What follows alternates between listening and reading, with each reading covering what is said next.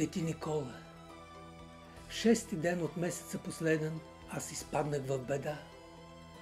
Моят кораб е разбит в морето на злощастната съдба, а през пробойната нахлува нищета, позор и грях. Дали към дъното заплувал съм, дали удавник вече бях. И щом последната надежда позагасна с цвят и стрит, глас могъщ душата ми разтресе от потъмнелия зенит. На Свети Никола помоли се! Всеки му изпаднал в беда всред морето, безнадежно, на живота казва да.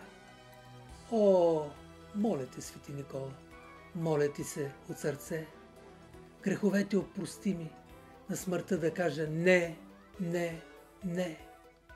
Към спасението сламка за живот подай ми ти. О, моля те, Свети Никола, моля те, прости, прости. Аз живота да прегърна с нови сили съм готов. Ще му бъда влюбен, честен, верен. Старият ще съм, но всъщност нов. А през пробойната нахлува вече само светлина. Живот с живота се ръкува.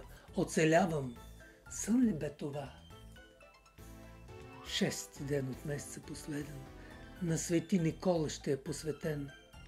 Поклон дълбок и благодарност вечна ще бъде винаги благословен.